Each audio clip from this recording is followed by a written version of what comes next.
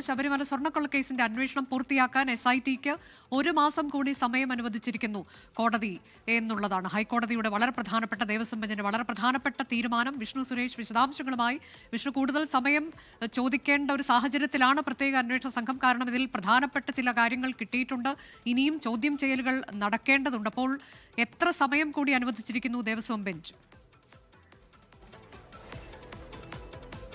അനുജ, ഈ ശബരിമല സ്വർണ്ണക്കൊള്ളയുമായി ബന്ധപ്പെട്ട് പ്രത്യേക അന്വേഷണ സംഘത്തിന് 1 മാസം കൂടി സമയം നീട്ടി നൽകിയിരിക്കുകയാണ് ഹൈക്കോടതി ഡിവിഷൻ ബെഞ്ച്. അതായത് ഈ കേസിൽ ഇനിയും ഏറെ അന്വേഷണം മുന്നോട്ട് കൊണ്ടുപോകാനുണ്ട് എന്നാണ് പ്രത്യേക അന്വേഷണ സംഘത്തിന്റെ നിലപാട്. പ്രത്യേകിച്ച് ഈ കേസിലെ 4ഉം 6ഉം പ്രതികളെ ഇതുവരെ ചോദ്യം ചെയ്തിട്ടില്ല. അവരുടെ മുൻകൂർ ജാമ്യാപേക്ഷ ഹർജി ഹൈക്കോടതിക്ക് മുമ്പാകെ ഇരിക്കുകയാണ്. S. ജയശ്രീയും ശ്രീകുമാറും ഇവർ ഈ ഘട്ടത്തിൽ ഈ ശബരിമലയിൽ സ്വർണ്ണക്കൊള്ള നടക്കുന്ന കാലഘട്ടത്തിൽ അവിടെ ഉണ്ടായിരുന്ന ഉദ്യോഗസ്ഥരാണ്, മിനിറ്റ്സ് അടക്കം തിരുത്തിയ ഉദ്യോഗസ്ഥരാണ്. ആ പശ്ചാത്തലത്തിൽ ഇവരെ കൂടി ചോദ്യം ചെയ്ത് അന്വേഷണം മുന്നോട്ട് കൊണ്ടുപോകാനാവുള്ളൂ. ഒപ്പം ഈ ശാസ്ത്രീയ പരിശോധനാ ഫലത്തിന്റെ റിപ്പോർട്ട് പൂർണ്ണമായി വരേണ്ടതുണ്ട്. പലയിടങ്ങളിലും തെളിവെടുപ്പ് നടത്താനുണ്ട്. അങ്ങനെ ഈ അന്വേഷണം കുറെ കൂടി മുന്നോട്ട് കൊണ്ടുപോകണമെങ്കിൽ കുറെ കൂടി സമയം വേണം.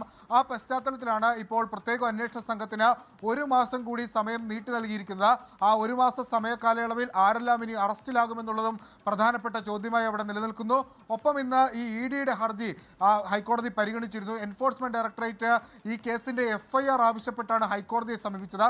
നേരത്തെ FIR ആവശ്യപ്പെട്ട് റാന്നി കോടതിയെ സമീപിച്ചെങ്കിലും ഒരു അന്വേഷണം നടക്കുന്ന പശ്ചാത്തലത്തിൽ നിലവിൽ EDയുടെ അന്വേഷണം നടന്നാൽ അത് മറ്റേ അന്വേഷണത്തെ ബാധിക്കും എന്ന് ചൂണ്ടിക്കാണിച്ച് EDയുടെ അപേക്ഷ റാന്നി കോടതി തള്ളിയിരുന്നു. ഇത് ചോദ്യം ചെയ്താണ് എൻഫോഴ്സ്മെന്റ് ഡയറക്ടറേറ്റ് അപ്പീൽ ഹർജിയുമായി ഹൈക്കോടതിയിൽ വന്നത്.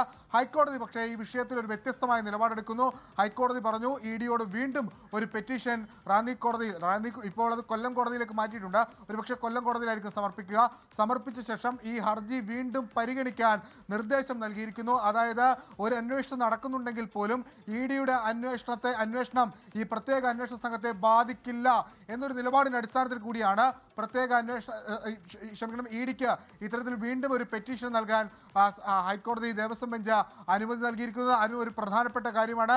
ഈ കേസിലേക്ക് ED കുറച്ചുകൂടി അടുക്കുന്നു എന്നൊരു സൂചനയാണ് നൽകുന്നത്. എന്തായാലും ഇതിന്റെ വിശദാംശം അല്ലാതെ വിവരങ്ങൾ അടങ്ങിയ വിശദമായ ഒരു ഓർഡർ അത് വൈകിട്ടോടു കൂടി മാത്രമേ പുറത്തു വരികയുള്ളൂ. ഇന്ന് കോടതി നടപടികൾ മ്യൂട്ട് ചെയ്തായിരുന്നു ആ നടപടിക്രമങ്ങൾ പുരോഗമിച്ചത്. ആ പശ്ചാത്തലത്തിൽ ഇനി വിശദമായ ഓർഡർ വരുന്ന ഘട്ടത്തിലായിരിക്കും ഇതിൽ കൂടുതൽ എന്തെല്ലാമാണ് കോടതിയുടെ നിരീക്ഷണങ്ങൾ, കോടതിയുടെ നിർദ്ദേശങ്ങൾ എന്നൊക്കെ വ്യക്തമാകുക. അനുജ, ഇന്നിപ്പോൾ വീണ്ടും അടുത്ത റിപ്പോർട്ട്, ഏറ്റവും പുതിയ റിപ്പോർട്ട് കൂടി വിഷ്ണു സമർപ്പിച്ചല്ലോ SIT. അതിൽ ഏറ്റവും പ്രധാനമായി നമ്മൾ ഉറ്റുനോക്കുന്നത് ഈ സ്വർണ്ണപ്പാളികളുടെ ശാസ്ത്രീയ പരിശോധനയ്ക്ക് ശേഷം എന്താണ് അന്വേഷണ സംഘത്തിന്റെ കണ്ടെത്തൽ എന്നൊക്കെയുള്ളതാണ്. അതിന്റെ വിശദാംശങ്ങൾ നമുക്ക് എപ്പോൾ അറിയാൻ കഴിയും?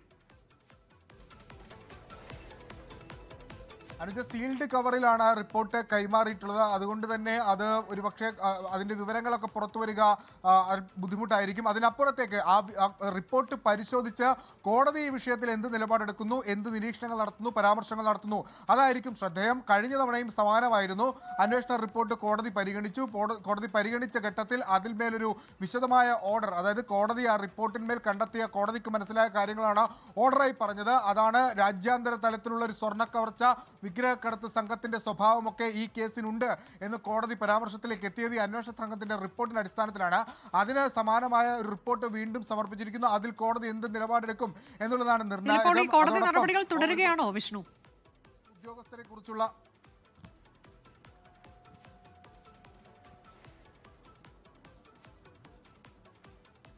കോടതി നടപടികൾ തുടരുകയാണോ? അനുജ, കോടതി നടപടികൾ അവസാനിച്ചിട്ടുണ്ട്.